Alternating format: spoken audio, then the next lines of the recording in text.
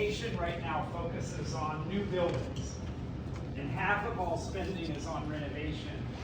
And if you ask your typical structural engineer how that thin tile vault stands up, they'll say it doesn't. And you say, well, that's funny because it's been there for 100 years.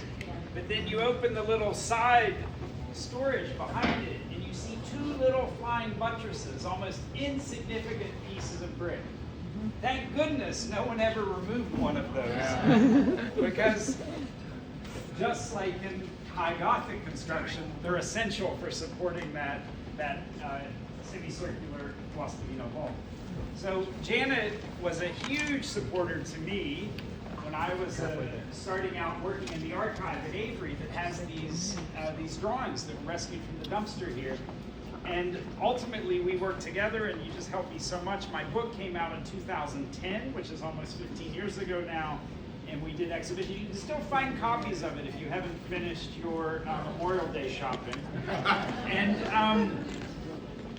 that's the book. Yeah. There it is. There's at least one copy. Get him to sign it, quick. And what I'd love for you all to know is that when this factory opened in the very early 1900s, it allowed them to do every shape and size of ceramic tile they wanted. They were on a canal, they were on a rail line, and it went all over the country from here. So can I just raise a hand from a far-flung state? Who's here from, I'll tell you Guastavino in your city, okay. In California. Well, there's Hearst Memorial Mining Building and Museum of Man in San Diego. So the Data Estate, there are a few others in California, not as many. Indiana. Where's that? Indiana. Oh, gosh. New Mexico. New Mexico. In New Mexico, there's a little experimental town called Tyrone that has a train stop and a post office by Guastavino. Right. So Buffalo, New York, Central Terminal? Buffalo, New York, of course, the Central Terminal, the hospital, many other important projects. Detroit, the main station, Michigan Central Station that Ford has just renovated. Pittsburgh, loads of buildings in Pittsburgh. Carnegie Mellon, the staircase in Baker Hall on the cover of the book.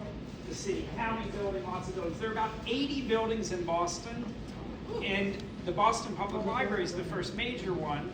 But for example, anyone who's ever been to Ellis Island, to the registry hall, the tiled ceiling in Ellis Island was made in this building. And when I first went there in about 2005, there was a little sign that said, the ceiling is built by the Guastavino brothers. The name was misspelled.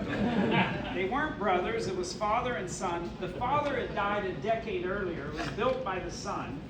And this is in Ellis Island, where we should know the stories. And that, for me, really connects us to the Tocci family, because they are a classic American success story of an Italian construction company that then the next generation took over and took it to the next level. And John, I'm so grateful for, and they're hosting us for this beautiful reception. So please join me in thanking them again. It's really over the top. So thank you guys so much. But I'm even more grateful to them because they saved this building. Yeah. If you can believe it, there was drop ceiling in that lobby, so you couldn't see the tile. There was a false ceiling. They restored the building right in the front hall. If you pick up the welcome mat, the signature is there. And so they restored it, and it was a really, really significant project that easily could have been bulldozed.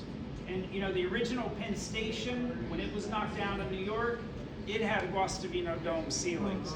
So if a building has Guastavino, it probably shouldn't be knocked down. But as the company went on, the son retired in 1940, passed in 1950, the orders went downhill.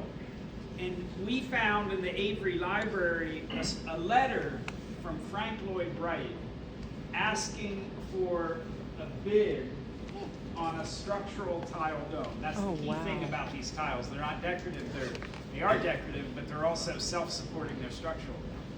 Wright asked for their help to build a dome in the early 50s. thin shell concrete was just coming up, was a new technology. The Guastavino company did not answer the letter, as far as we could tell. That was just before they closed. So it's really a treat to meet all of you, and I'll just leave with the one final thought for me, which is that when you walk into a historic building, often it's an assumption that it doesn't work, and you hire an engineer and they say, no, this doesn't work. We're going to need to put millions to, put in steel and concrete to make it work. The reality is, we need to learn how historic buildings work, and we need to learn how to preserve them in a more sensitive way. And the Guastavino tile is a perfect example of that, because the stair at Carnegie Mellon, you have generations of civil engineers going up and down the stair. They don't know how to calculate the stair. The building code would not allow you to do it today. And very few engineers in the world could prove that it stands up. So we could do what Wright did, and we could do a load test. But I now have PhD students at MIT who work on these kinds of problems. So I'll stop there and just say it's great to meet all of you. I'm happy to hang out and talk, and thanks for having me. Thank you, Jim. Wow, we're glad you got that.